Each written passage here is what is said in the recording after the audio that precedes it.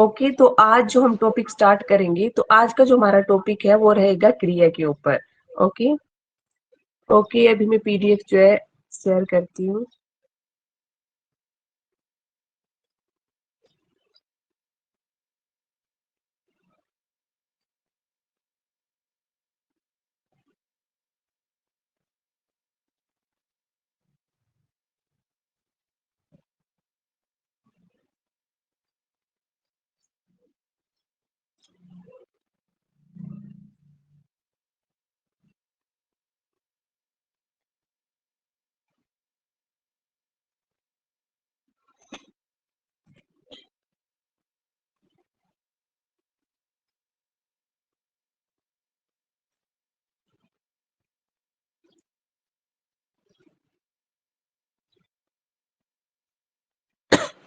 PDF दिख रही है आप लोगों को?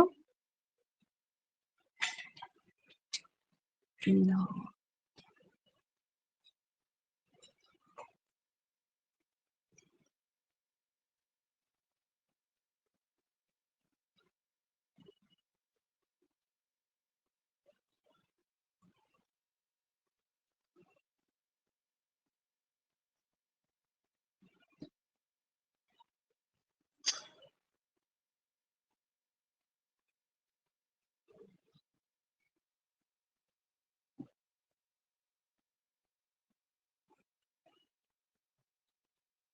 पीडीएफ शो हो रही है?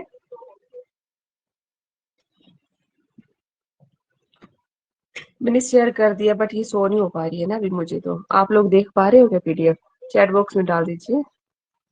ओके ओके जी मैम, दिखने लगी अब। ओके।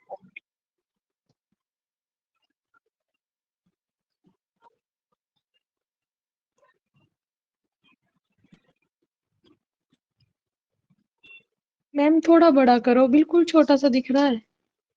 हाँ जी, वही तुम इसमें ट्राई कर रही हो ना अभी।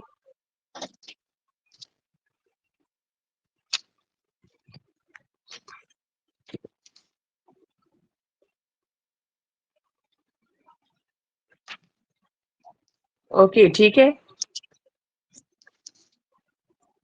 हाँ जी।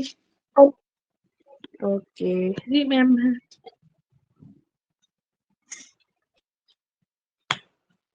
एक्चुअली जो टेक्निकल चीजें होती है ना, कभी कभी ये हमारे हाथ में भी नहीं होती। कई बार टेक्निकल एरर आ जाता है, तो उसमें हम कुछ नहीं कर पाते हैं ना। यही होता है ऑनलाइन टीचिंग और ऑफलाइन टीचिंग में, यही डिफरेंस है। ऑफलाइन हमारे हाथ में होता है और ऑनलाइन हमारे हाथ में नहीं होता सब कुछ। तो चलिए स्टार्ट करते हैं क्रिया। क्रिया जिस शब्द से किसी कार्य का होना या करना समझा जाए। मतलब क्रिया, जो भी काम हम करते हैं वो क्या होता है? क्रिया होता है। ओके।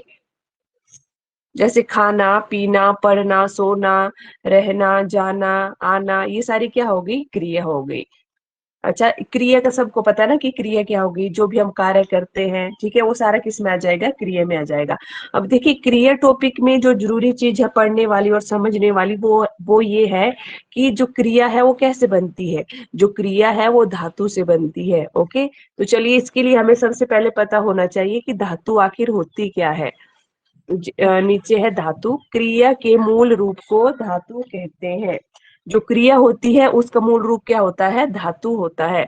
जैसे धातु से ही क्रियापद का निर्माण होता है, इसीलिए क्रिया के सभी रूपों में धातु उपस्थित होती है। अब देखिए, जो भी क्रिया होगी ना, उसका जो मूल रूप होगा वो धातु ही होगा, ये चीज याद रखना। और ये जो क्वेश्चन एग्जाम में इस तरह से आया था कि क्रिया के मूल रूप को क्या कहते हैं, तो क्रिया के मूल रूप को धातु कहते हैं। ओके। ओके, जैसे नीचे चलना क्रिया है, ठीक है, जैसे हम चलते हैं तो चलना क्रिया है। तो ये जो चलना क्रिया है ये किस धातु से बनी है? ये बनी है जल धातु से, ठीक है। उसी तरह जो पढ़ना क्रिया है वो किस धातु से बनी है? पढ़ धातु से। ओके। उसी तरह लिखना क्रिया होगी, वो किस धातु से बनी होगी? लिख धातु से। तो ये होती है क्रिया और धातु क्या होता है, ठीक है। मतलब जो भी क्रिया होगी उसके पीछे जो उसका मूल रूप होगा वो किसका होगा? धातु का होगा। ओके, ये चीज क्लियर होगी ना सबको कि ये धातु क्या होती है।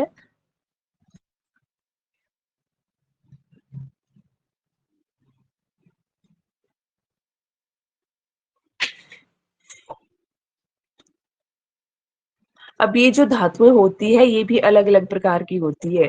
ये चीज मैंने करवा दी आपको कि धातु क्या होती है, ठीक है। अब देखिए ये जो पीडीएफ है ना मेरे पास, ये 3 या 4 बुक्स हैं, जहां से जो भी चीज अच्छी लगी है वो मैंने इसमें लगा दी है।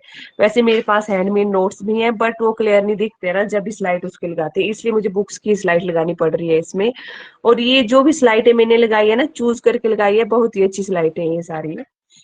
अच्छा, धातु तो हमने पढ़ लिए, चलो एक बार फिर से देखते हैं। क्रिया के मूल रूप को धातु कहते हैं, जैसे लिखना, पढ़ना, गाना, भागना, चलना आदि क्रियाओं में लिख, पढ़, गा, भाग, चल आदि क्रिया के मूल रूप जो है धातु है।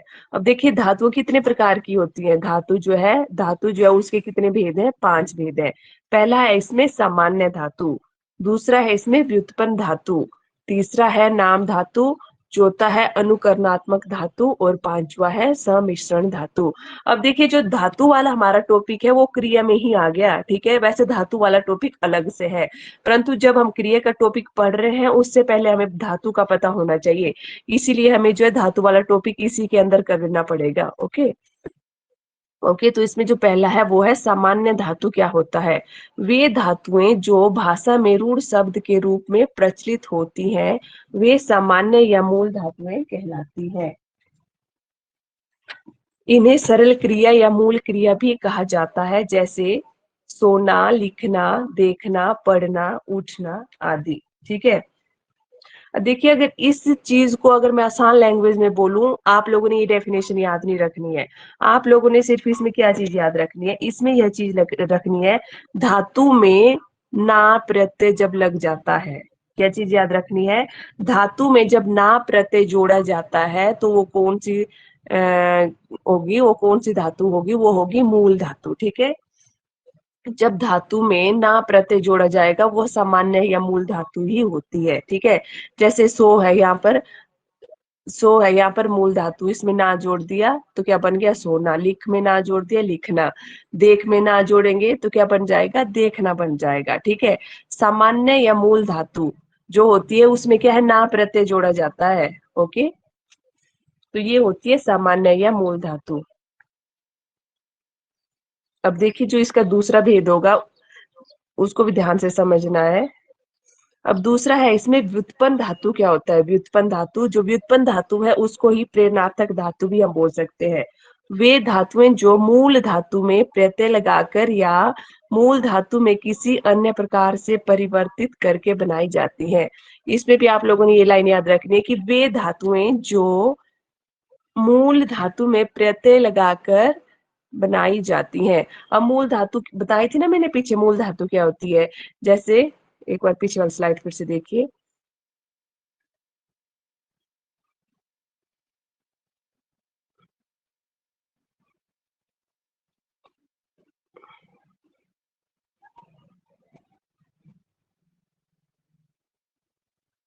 अब ये है ना मूल धातु, यहाँ पर ये है ना मूल धातु। तो जो व्युत्पन्न धातु होगी वो कैसे बनेगी? ये है ना मूल धातु, यहाँ पर सोना, सोना बन गई ना मूल धातु। जब ना प्रत्यय लग गया तो सोना क्या बन गई? मूल धातु बन गई। उसी तरह लिख में जब ना प्रत्यय जुड़ गया, लिखना, तो ये क्या बन गई? मूल धातु बन गई। अब देखिए जो आगे व्युत्पन्न धातु होगी वो कैसे बनेगी? जैसे कि लिखना होगा, आपके पास शब्द दे दिया गया होगा लिखना, तो लिखना से आपको क्या बनानी है? व्युत्पन्न धातु बनानी है आपने। लिखना से जो भी धातु बनेगी वो क्या बनेगी? व्युत्पन्न धातु बनेगी। ओके,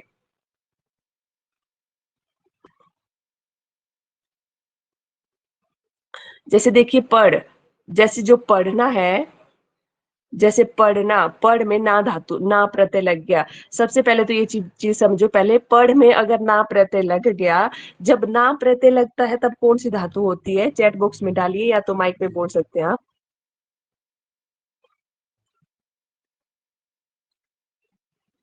अब देखिए पढ़ क्या है? यहाँ पे धातु है ना, जब धातु में ना प्रत्यय लग रहा है तो ये कौन सी धातु बन रही है?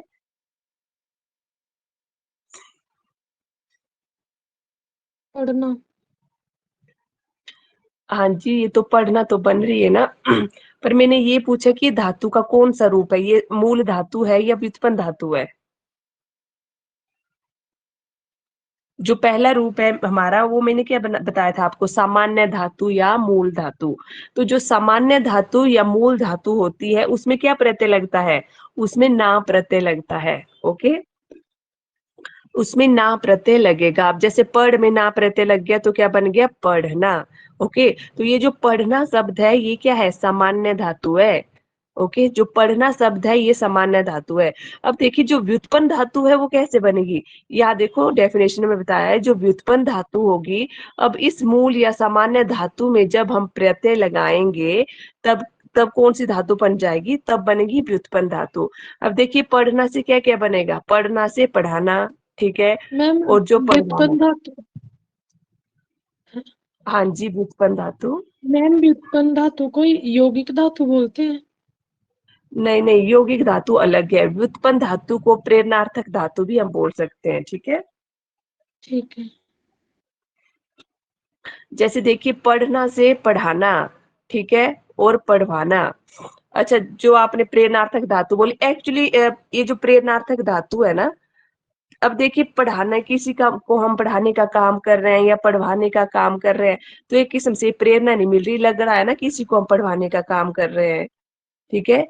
तो जो व्युत्पन्न धातु होती है, पहले तो ये चीज समझो, क्योंकि ये जो क्रिया का कॉन्सेप्ट है ना, ये बहुत कंफ्यूज करता है। एक बार आपको समझ आएगा, आगे जाके थोड़ा आप फिर से इसमें कंफ्यूज हो जाएंगे। तो जो क्रिया का कॉन्सेप्ट है उसमें ज्यादा मत उलझिए, जितना आप लोगों को समझ आ रहा है पहले उतना अंडरस्टैंड करो इसको, ठीक है। फिर ये जो क्रिया वाला टॉपिक है एक्चुअली ये बहुत लेंथी है, और ये टॉपिक मैं आपको लास्ट में एक बार फिर से करवाऊंगी, मैं ये वाला टॉपिक आप लोगों को, क्योंकि इस टॉपिक से जो है क्वेश्चन आते हैं। अच्छा, नीचे है जैसे उड़ना, उड़ना शब्द है ना नीचे, तो मुझे सबसे पहले बताइए जो उड़ शब्द है, ठीक है, जो मूल रूप है ना, उसमें ना प्रत्यय जुड़ गया। मूल शब्द है ना उड़, उड़ में अब ना प्रत्यय जुड़ गया, तो सबसे पहले तो ये पहचानिए कि ये धातु का कौन सा भेद है, सामान्य धातु है या व्युत्पन्न धातु है ये।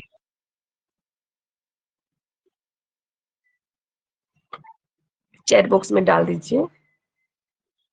ओके वंदना जी, ये सामान्य धातु है, मैं यही समझाने की ट्राई कर रही हूँ आप लोगों को। सबसे पहले आप लोगों को सामान्य धातु जो है समझ आ जानी चाहिए।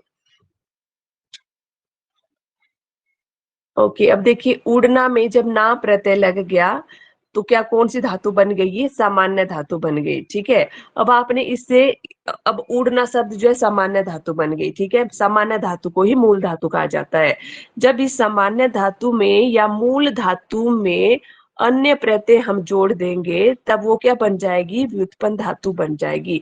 अब उड़ना तो सामान्य धातु होगी, ठीक है। अब उड़ना में हमने उड़वाना, वाना प्रत्यय लगा देना है, और उड़ वाना में आना प्रत्यय लगा देना है। वाना और आना प्रत्यय लग रहा है ना इसमें, तो कौन सी धातु बन रही है, ये व्युत्पन्न धातु ये बन रही है। ओके, तो ये चीज डिक्लेयर हो गई, या फिर से समझाऊं।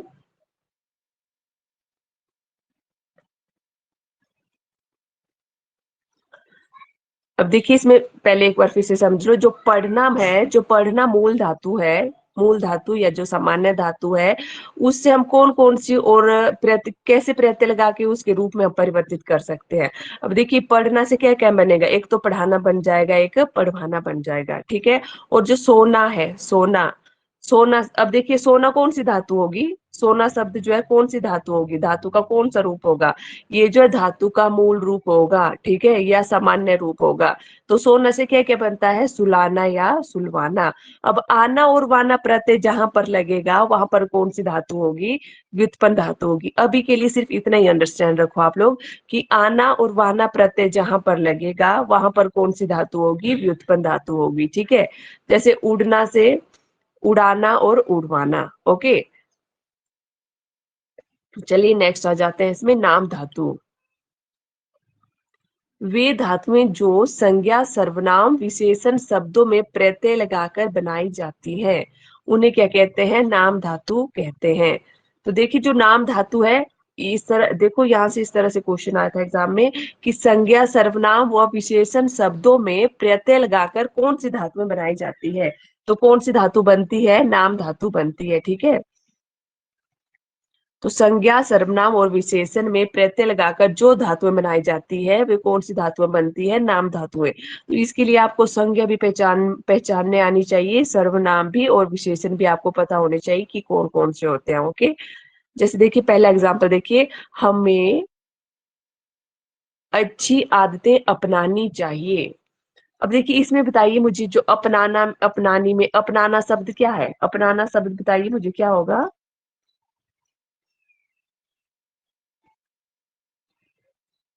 अपनाना शब्द क्या होगा? जो अपनाना में जो अपना शब्द है वो सर्वनाम होता है, ठीक है।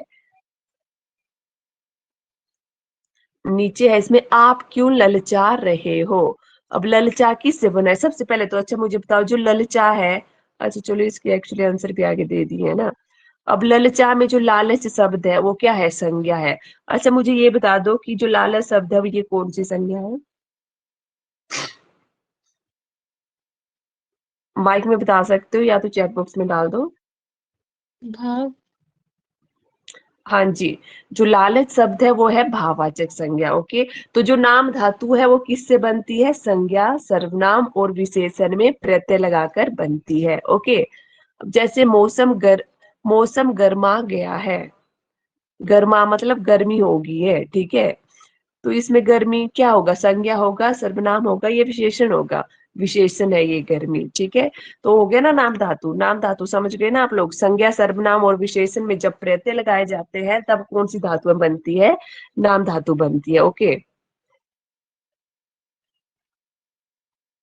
अच्छा कुछ नाम धातु है यहाँ पर देख लो, जैसे गर्म से गरमाना, शर्म से शर्माना, खर्च से खर्चना, हिन से हिनहिनाना, दुख से दुखाना, ठग से ठगाना, धिकार से धिकारना, लात से लतियाना। ओके,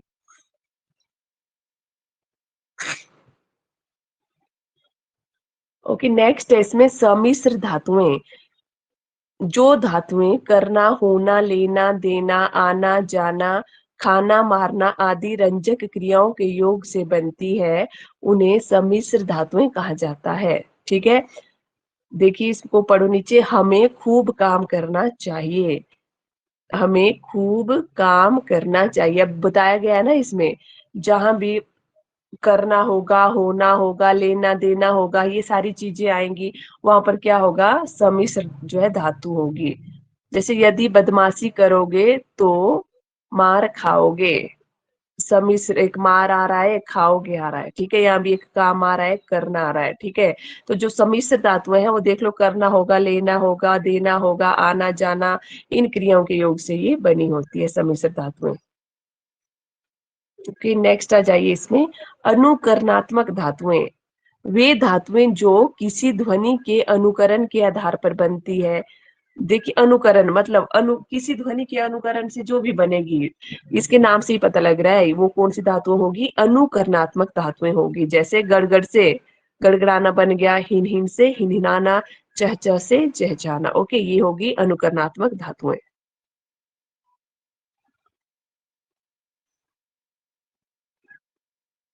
ओके, यहाँ पर धातुएं खत्म होगी। एक्चुअली धातु में यही चीजें थी समझाने वाली, कि जो सामान्य धातु क्या होती है, व्युत्पन्न धातु क्या होती है।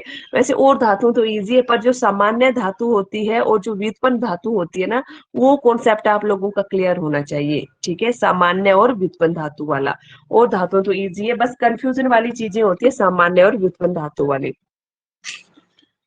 तो चलिए नेक्स्ट बात करते हैं क्रिया के भेद। तो क्रिया के जो भेद हैं वो दो प्रकार के होते हैं। एक कर्म के आधार पर क्रिया के भेद किए गए हैं, दूसरे रचना या प्रयोग के आधार पर क्रिया के भेद किए गए हैं। ओके, तो जो पहला है कर्म के आधार पर, कर्म के आधार पर क्रिया के दो भेद हैं, सकर्मक क्रिया और अकर्मक क्रिया। ओके,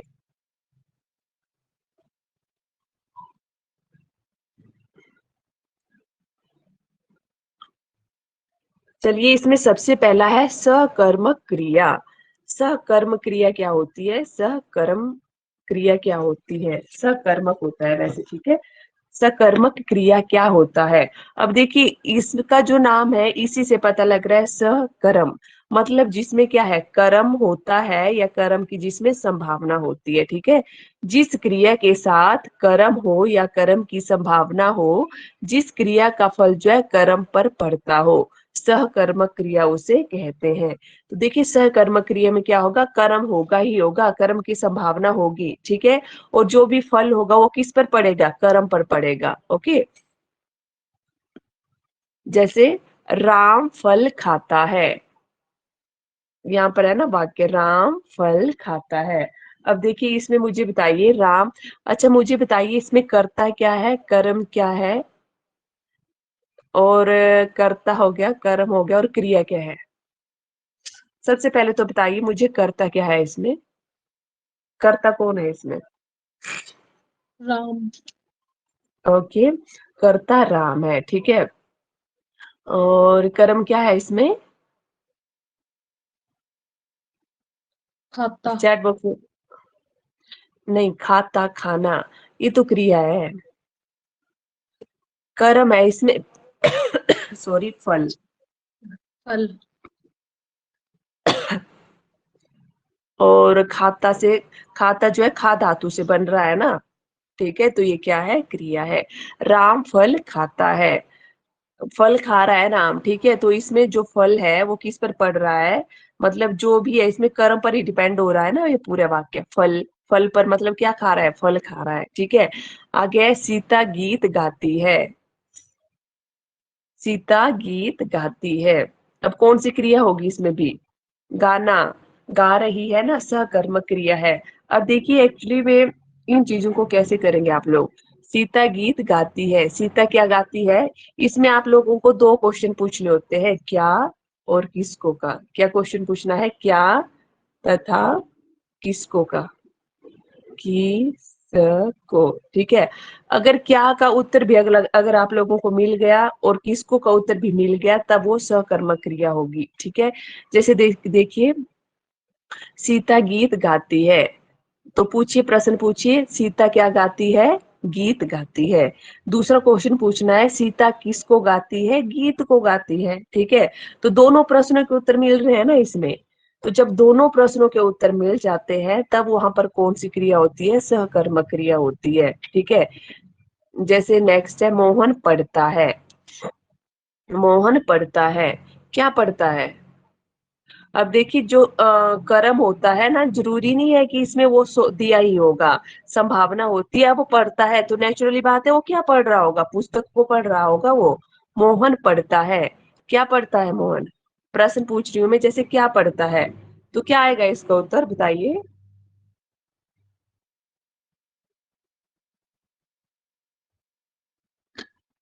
मोहन क्या पढ़ता है, मोहन पुस्तक पढ़ता है। मोहन किसको पढ़ता है, मोहन पुस्तक को पढ़ता है। इस तरह से जो है इसके उत्तर प्रश्न होते हैं, और इस तरह के से जो है इसके उत्तर होते हैं। और जहां पर जो प्रश्न होते हैं हमारे क्या और किसको, अगर वहां पर उनका उत्तर मिल जाता है तो कौन सी क्रिया होगी, सकर्मक क्रिया होगी। ओके, ये चीज समझ आ गई या नहीं।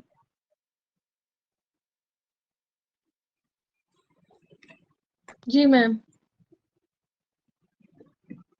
ओके, ओके चलिए इसकी एक्सरसाइज भी करवाऊंगी, इसके क्वेश्चन करवाऊंगी। पहले अकर्मक क्रिया कर लेते हैं, उसके बाद फिर से पूछती हूँ मैं आप लोगों को, ध्यान से समझना है। और जो चीज समझ नहीं आ रही होगी इसी टाइम पूछ लो, चैट बॉक्स में आप लोग अपने क्वेश्चन डाल सकते हो, क्या चीज समझ नहीं आ रही है। दूसरा है अकर्मक क्रिया, अकर्मक क्रिया, अकर्मक क्रिया के साथ कर्म नहीं होता, मतलब जिसमें कर्म की आवश्यकता नहीं होती वो कौन सी क्रिया होगी, अकर्मक क्रिया होगी, ठीक है। उसका फल कर्ता पर पड़ता है। अब देखिए ये वाली लाइन भी याद रखनी है आप लोगों ने, ठीक है। अकर्मक क्रिया में फल किस पर पड़ेगा, कर्ता पर पड़ेगा। और सकर्मक क्रिया में जो फल है वो किस पर पड़ेगा, कर्म पर पड़ेगा। क्योंकि ये क्वेश्चन भी एग्जाम में पूछा गया था कि जैसे जब क्रिया का फल कर्म पर पड़ता है तब वो कौन सी क्रिया होती है, जब क्रिया का फल कर्म पर पड़ता है तब वो सकर्मक क्रिया होती है, ठीक है। और जब क्रिया का फल कर्ता पर पड़ता है तब वो कौन सी क्रिया होती है, अकर्मक क्रिया होती है। ओके, जैसे प्रश्न है राधा रोती है, राधा रोती है। वैसे जो भी रोना हंसना वगैरह होती है ना, ये सारी क्रियाएं किस में आती है, अकर्मक क्रिया में आती है ये, ठीक है। रोना हंसना आदि कुछ शब्द ऐसे हैं वो किस में आते हैं, तो वो आते हैं अकर्मक क्रिया में ही आते हैं। जैसे रोना, हंसना, सोना, उठना, आना जाना, ये सब किस में आते हैं? अकर्मक क्रिया में आते हैं। पर आप लोगों को वाक्य के आधार पर पहचानना आना चाहिए। वैसे अगर पूछ लिया जाएगा कि हंसना कौन सी क्रिया है, तो अकर्मक है, ठीक है। सोना कौन सी क्रिया है? अकर्मक है। आना जाना कौन सी क्रिया है? अकर्मक है। सोना, रोना कौन सी क्रिया है? अकर्मक है, ठीक है। अब जैसे अगर आप लोगों को वाक्य आ जाएगा राधा रोती है, तो इसमें भी आप लोगों ने क्या प्रश्न पूछना है? एक तो क्या का प्रश्न पूछना है, क्या का और किसको का, ठीक है। क्या का और किसको का। अब राधा रोती है, क्या रोती है राधा? क्या पता क्या रोती, क्या रोती है? कोई आंसर ही नहीं है इसका। क्या रोती है, किसको रोती है, कोई आंसर नहीं मिल रहा है ना हमें। जब क्या और किसको का उत्तर नहीं मिलता है, तब वहां पर कौन सी क्रिया होती है? अकर्मक क्रिया होती है। ओके, नेक्स्ट है इसमें मोहन हंसता है।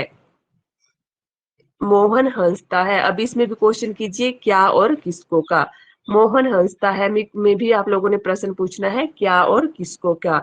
क्या हंसता है मोहन? कोई उत्तर नहीं है। किसको हंसता है? इसका भी कोई उत्तर नहीं मिल रहा है, ठीक है। तो ये भी कौन सी क्रिया होगी? अकर्मक क्रिया होगी। ओके, अच्छा, कल से आप लोगों की क्लास जो है 4:15 पे स्टार्ट हो जाएगी। ओके,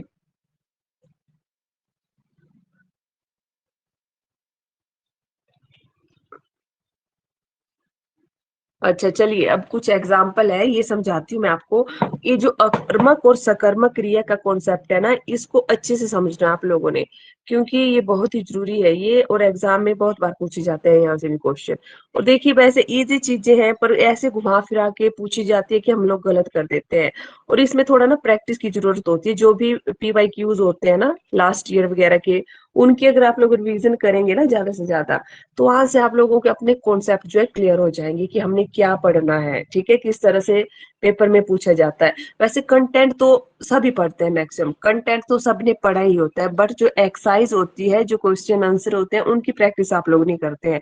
तो वो प्रैक्टिस करना बहुत जरूरी होती है। ओके, चलिए इसमें अभ्यास में आ जाइए। पहला है नेहा फल खाती है। नेहा फल खाती है। अब जो वाक्य होता है उसमें आप लोगों को पता होना चाहिए कर्ता क्या होता है, कर्म क्या है, और क्रिया क्या है। ओके, तो इसमें देखिए नेहा फल खाती है, तो कर्ता क्या है इसमें? नेहा, ठीक है। और फल क्या है इसमें? कर्म। और खाती में खाती मतलब खा या खाना, क्या है इसमें? क्रिया है। ओके, नेहा फल खाती है। तो चलिए प्रश्न पूछिए, इसमें क्या खाती है? क्या खाती है नेहा? प्रश्न का उत्तर मिल रहा है ना आपको? क्या खाती है नेहा? फल खाती है, ठीक है। दूसरा प्रश्न पूछा है नेहा किसको खाती है? नेहा फल को खाती है। फल के साथ को, मतलब जो भी आपका किसको का आंसर होगा ना, उसमें आपने को भी जोड़ना है, ठीक है। नेहा किसको खाती है? फल को खाती है। तो कौन सी क्रिया हो गई ये? सकर्मक क्रिया हो गई। ओके, ओके, नेक्स्ट है इसमें मोहन पढ़ता है। मोहन पढ़ता है। अच्छा चलिए, मोहन पढ़ता है, ये आप लोग बताएंगे मुझे कि कौन सी क्रिया होगी, ये अकर्मक है या सकर्मक है? चैट बॉक्स में डाल दो या तो माइक में डालो।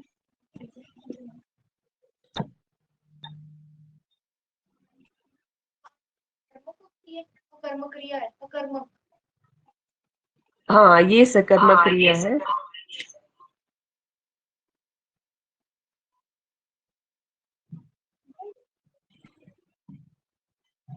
ओके, अब देखिए मोहन पढ़ता है। अब इस वाक्य में भी देखिए मोहन पढ़ता है वाक्य है। अब इसमें कर्ता क्या है? मोहन है इसमें, ठीक है। और पढ़ना क्या है इसमें? क्रिया है। अब देखिए कर्म नहीं दिखाई दे रहा है आप लोगों को, पर आप लोगों को पता है कि पढ़ रहा है, तो इसके पीछे क्या होगा? पुस्तक कोई पढ़ रहा होगा, वो कॉपी कोई पढ़ रहा होगा, वो किसी ना किसी चीज को पढ़ रहा होगा वो, ठीक है। तो इसमें भी आप लोगों ने प्रश्न पूछना है क्या और किसको का। क्या पढ़ता है? पुस्तक पढ़ता है। किसको पढ़ता है? पुस्तक को पढ़ता है। ओके, नेक्स्ट है इसमें बालक रोता है। बालक रोता है। अब देखिए बालक करता है इसमें बालक, ठीक है, और रोना क्या है इसमें? क्रिया है। अब इसमें प्रश्न पूछिए क्या रोता है बालक? कोई आंसर नहीं है ना इसका। उसी तरह किसको रोता है, इसका भी कोई आंसर नहीं है। और जहां पर हमें क्या और किसको का उत्तर नहीं मिलता है, वहां पर कौन सी क्रिया होती है, अकर्मक क्रिया होती है। ओके ओके, नेक्स्ट है इसमें, मनीष पत्र लिख रहा है। चलिए ये आप लोग बताएंगे मुझे, मनीष पत्र लिख रहा है, कौन सी क्रिया होगी ये, चैट बॉक्स में डालेंगे सभी।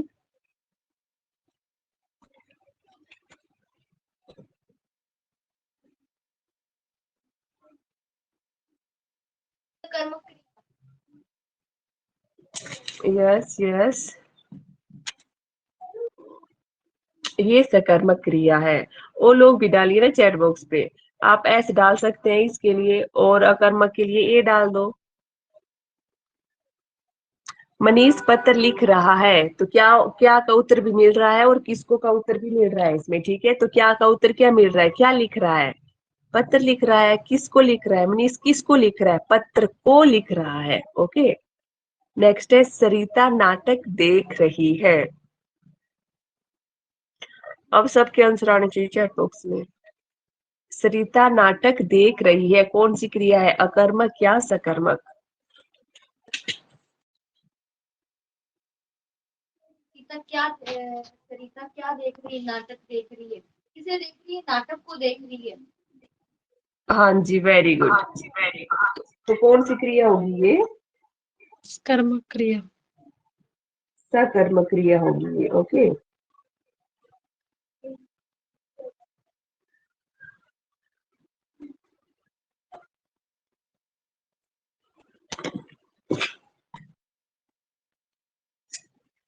कि आराध्या ने भी सकर्मक डाला है। ओके, तो अकर्मक और सकर्मक का जो कॉन्सेप्ट है वो क्लियर हो गया सभी का, कि अब कर्म क्रिया कहाँ होती है, सकर्मक क्रिया कहाँ पर होती है।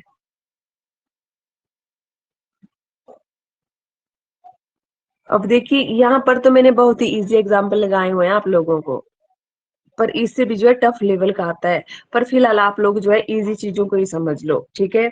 इनको अच्छे से समझ लो, इनकी जो एक्सरसाइज आपके पास ग्रामर बुक होगी कोई ना कोई, उसके पीछे एक्सरसाइज दी होगी, वहां से जो है ये वाली एक्सरसाइज जो है कर लो अभी आप लोग, ठीक है। और फिर बाद में मैं थोड़ा इसका टफ लेवल लेके आऊंगी, पहले आसान समझ लो उसके बाद मैं टफ करवाऊंगी। क्योंकि अगर मैं एक साथ करवा दूं ना दोनों चीजें, तो जो समझ आया होगा ना आप लोगों को, उसमें फिर से कंफ्यूज हो जाएंगे। ओके, नेक्स्ट इसमें, पक्षी आकाश में उड़ते हैं, कौन सी क्रिया है ये,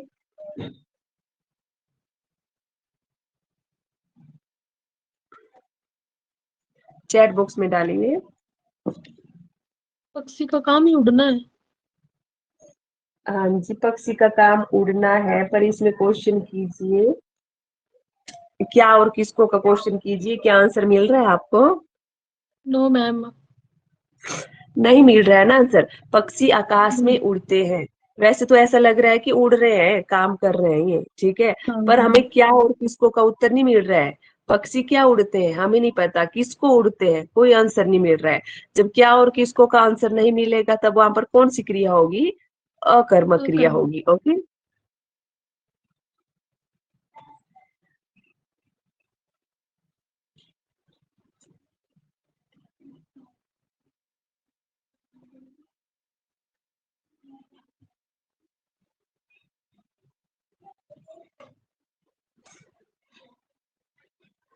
ओके, तो ये हो गया। अब इसका दूसरा भाग करेंगे हम, प्रयोग या रचना के आधार पर। ये तो आसान चीजें हैं, इसको एक एक बार आप लोग डेफिनेशन पढ़ेंगे ना तो इसी से समझ जाएंगे। पर मेन था इसमें अकर्मक क्रिया और सकर्मक क्रिया का, ठीक है। प्रयोग या रचना के आधार पर क्रिया के भेद, इसमें पहला है संयुक्त क्रिया। वे क्रियाएं जो दो क्रियाओं के योग से निर्मित होकर एक क्रिया का काम करे, वे कौन सी क्रियाएं होती है, संयुक्त क्रियाएं। दो क्रियाओं के योग से निर्मित होकर एक क्रिया का काम जो करती है, वो कौन सी क्रियाएं होती हैं, संयुक्त क्रियाएं होती हैं। जैसे कि माता जी ने खाना बना लिया, माता जी ने खाना बना लिया, ठीक है। दो क्रियाएं हैं इसमें, ठीक है। तो दो क्रिया के, अब देखिए जब दो क्रियाएं हैं उनके योग से एक क्रिया बन रही है, खाना बनाने की क्रिया, तो कौन सा हो गया, ये संयुक्त क्रिया हो गया, ठीक है। जैसे वह छत से कूद पड़ा, यहाँ भी दो क्रियाएं हो रही है ना, वह छत से कूद पड़ा। उसी तरह पक्षी आकाश में उड़ा करते हैं, तो ये होगी संयुक्त क्रिया। ओके, ये तो इजी है, ये आप लोगों को समझ आएगी होगी। तो चलिए नेक्स्ट करवाती हूँ मैं इसमें। प्रेरणार्थक क्रिया क्या होती है? वे क्रियाएं जिन्हें कर्ता स्वयं ना करके प्रेरणा के माध्यम से किसी अन्य से करवाता है। अब देखिए, जो प्रेरणात्मक क्रिया है उसमें क्या होता है, जो कर्ता होता है उसे स्वयं नहीं करता है बल्कि प्रेरणा के माध्यम से किसी अन्य से करवाएगा। वे कौन सी क्रिया होगी? प्रेरणार्थक क्रियाएं होंगी। जैसे कविता सविता से पत्र लिखवाती है। अब लिखवाने का काम कर रहा है कर्ता, किसी से लिखवाती है, तो लग रहा है ना पता कि लिखवा रही है, लिखवाती है। ठीक है, उसी तरह दूसरा एग्जाम्पल है, जैसे अध्यापक छात्र से पाठ पढ़वाता है। उसी तरह राम श्याम से गृह कार्य करवाता है। ओके, नेक्स्ट है मोहन ने राम से श्याम को पुस्तक दिलवाई। तो इन्हीं शब्दों से पता लग रहा है कि ये कौन कौन सी क्रिया होगी, ये प्रेरणात्मक क्रिया होगी। ठीक है, ओके, नेक्स्ट है इसमें पूर्वकालिक क्रिया। जब किसी वाक्य में दो क्रियाएं प्रयुक्त हुई हो तथा उनमें से एक क्रिया दूसरी क्रिया से पहले संपन्न हुई हो। ठीक है, तो पहले संपन्न होने वाली क्रिया को पूर्वकालिक क्रिया कहा जाता है। अब देखिए, पूर्वकालिक क्रिया क्या होती है? जब किसी वाक्य में दो क्रियाएं होती हैं। ठीक है, जब वाक्य में दो क्रियाएं होती है तथा उनमें से एक क्रिया दूसरी क्रिया से पहले संपन्न हो गई होती है, तो जो भी क्रिया पहले संपन्न हुई होगी उसे क्या कहेंगे? पूर्वकालिक क्रिया उसे कहेंगे। जैसे बालक पढ़कर सो गया। बालक पहले पढ़ रहा था, ठीक है, फिर सो गया। तो जो इसमें जो है पूर्वकालिक क्रिया क्या होगी? पढ़कर। तो पहले उसने पढ़ने का काम किया, फिर सोया वो। ठीक है, तो पढ़कर सो गया। ओके, जैसे नेक्स्ट है वह खेलकर घर आ गया। अब देखिए, पहले वो खेला, बाहर खेलने गया, वो खेलकर घर आ गया। पहले वो खेला, फिर वो घर आ गया। तो इसमें पूर्वकालिक क्रिया क्या होगी? खेलकर। ओके, तो नेक्स्ट है जैसे चोर उठकर भाग गया। तो उठकर चोर जो है पहले उठा फिर भागा। ठीक है, तो उठकर क्या होगी? इसमें पूर्वकालिक क्रिया होगी। ओके,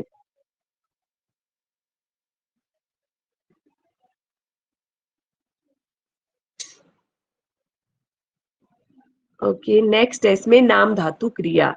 वे क्रियापद जो संज्ञा सर्वनाम विशेषण शब्दों से बनते हैं उन्हें नाम धातु क्रिया कहते हैं। अब देखिए, जब हमने धातु का रूप पढ़ा था ना, भेद पढ़े थे, तो उसमें भी आ गया था नाम धातु। ओके, तो जो संज्ञा सर्वनाम व विशेषण शब्दों में प्रत्यय लगाने से बनते हैं, तो वो कौन सी होती है? नाम धातु क्रिया होती है। जैसे गुस्सा से गुस्साना, ठंडा से ठंडाना, साठ से सठियाना, रंग से रंगना, लाज से लजाना, गर्म से गरमाना, शर्म से शर्माना। मतलब जो संज्ञा में, सर्वनाम में और विशेषण में जब प्रत्यय लग जाते हैं, उनके योग से जो धातु बनती है उसे क्या कहेंगे? नाम धातु क्रिया उसे कहेंगे। ओके, नेक्स्ट है सीता बहुत बतियाती है। देखिए, सीता बहुत बतियाती है। अब बात से क्या बन रहा है? बतियाना। ठीक है, उसी तरह मेहमान के लिए जरा चाय गरमा दो।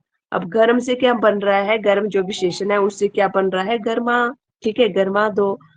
तो ये होगी नाम धातु क्रिया। ओके, तो नाम धातु क्रिया में याद रखना है ये संज्ञा सर्वनाम विशेषण शब्दों से मिलकर बनती है। नेक्स्ट है सजातीय क्रिया। वे क्रियाएं, अब देखिए सजातीय नाम से पता लग रहा है, वैसे ये चीजें इजी हैं, ये आप लोग कर लेंगे मुझे पता है खुद से, बट एक एक बार में करवा देती हूँ आप लोगों को। एक एक बार में पढ़ेंगे ना आप ये चीजें अच्छे से, तो एग्जाम टाइम तक जो आप नहीं भूल पाएंगे ये चीजें। अगर अच्छे से इसी टाइम जो आप लोग क्लास में समझ रहे हैं, ओके, या बाद में आप जो रिकॉर्डिंग देखेंगे, बस एक या दो बार अच्छे से समझ लो, एग्जाम टाइम में फिर इनको देखने की जरूरत नहीं है। वे क्रियाएं जहां कर्म तथा क्रिया दोनों एक ही धातु से बनकर साथ प्रयुक्त होते हैं। अब देखिए, जो सजातीय क्रियाएं होंगी उनमें क्या होगा? कर्म तथा क्रिया दोनों एक ही धातु से बनकर बनकर जो है एक साथ प्रयुक्त होते हैं सजातीय क्रिया में। ओके, ठीक है, जैसे कि भारत ने अनेक लड़ाइयां लड़ी। ठीक है, अब देखिए यहाँ पर कर्म भी लड़ से ही बन रहा है, दोनों लड़ से ही। ठीक है, लड़ाइयां और लड़ी, ठीक है, दोनों एक ही चीज से बन रहा है ना, एक ही धातु से बन रहा है ना, दोनों लड़ धातु से बन रहा है, लड़ाइयां और लड़ी। ठीक है, नेक्स्ट है अनुकरणात्मक क्रियाएं। किसी वास्तविक या कल्पित ध्वनि के अनुकरण में हमारे द्वारा जिन क्रियाओं का निर्माण कर लिया जाता है, फिर से पढ़ेंगे एक बार, किसी अनुकरणात्मक मतलब जहां पर हम किसी चीज का अनुकरण कर लेते हैं, उसमें वो कल्पित ध्वनि भी हो सकती है, ठीक है। तो इस जो वास्तविक या कल्पित ध्वनि के अनुकरण से जिन क्रियाओं का निर्माण किया जाता है वे अनुकरणात्मक क्रियाएं कहलाती हैं। जैसे खटखट से खटखटाना, भिन भिन से भिन भिनाना, थर थर से थरथराना और हिन हिन से हिन हिनाना। ओके,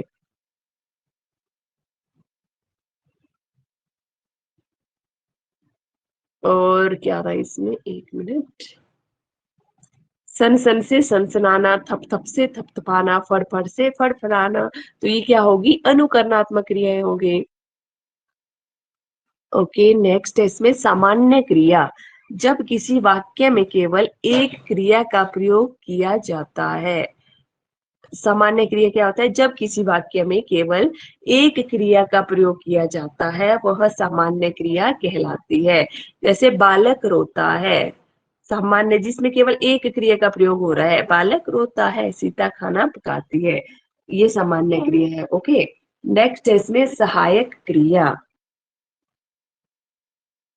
किसी भी वाक्य में मूल क्रिया को पूर्ण रूप प्रदान करने वाली क्रिया को सहायक क्रिया कहा जाता है। तो किसे कहा जाता है सहायक क्रिया, किसी भी वाक्य में मूल क्रिया को पूर्ण रूप प्रदान करने वाली क्रिया सहायक क्रिया कहलाती है। अब देखिए, जो मूल क्रिया है उसको पूर्ण रूप देती है सहायक क्रिया। ओके, जैसे अरविंद पढ़ता, अब जो है लग रहा है ना पीछे, अरविंद पढ़ता है, तो जो है वो सहायक क्रिया है, ठीक है। सालू खेलने जाती थी, तो जो थी है वो कौन सी क्रिया है, वो है सहायक क्रिया। ओके,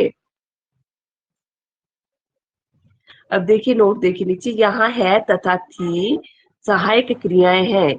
यदि इनका प्रयोग मुख्य क्रिया के अभाव में होता है तो ये अपूर्ण क्रियाएं कहलाती हैं। ओके,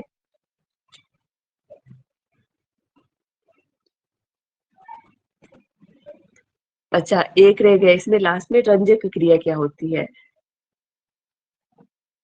वे क्रियाएं जो मुख्य क्रिया के अर्थ को रंजित करती हैं, वे क्रियाएं जो मुख्य क्रिया के अर्थ को रंजित करती हैं उन्हें रंजक क्रिया कहते हैं।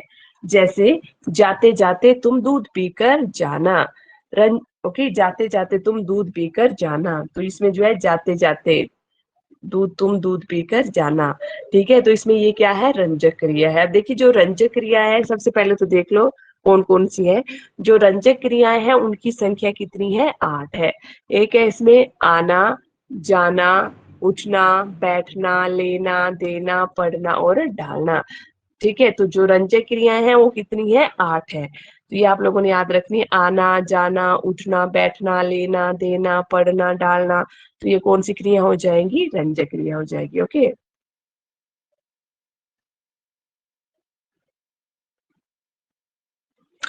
ओके, तो यहाँ पर हमारा जो क्रिया का टॉपिक है ना वो खत्म हो गया, ठीक है। जो क्रिया का टॉपिक है वो यहाँ पर खत्म हो गया। अगर किसी को कुछ पूछना है, कोई कुछ बोलना चाहते हैं, कोई चीज अगर समझ नहीं आई होगी तो बता दीजिए। अब ये वाला जो टॉपिक आज करवाया है, ये टॉपिक आप लोगों ने आज के आज ही कवर कर लेना है, एक बार फिर से पढ़ना है ये टॉपिक आप लोगों ने। कल पर डिपेंड नहीं रहना है कि कल करेंगे। ओके, जो चीज आज है उसको आज ही कंप्लीट कर दो। तो क्रिया वाला टॉपिक आज हो जाना चाहिए आप लोगों का। ओके, कल जो है क्लास 4:15 से स्टार्ट हो जाएगी।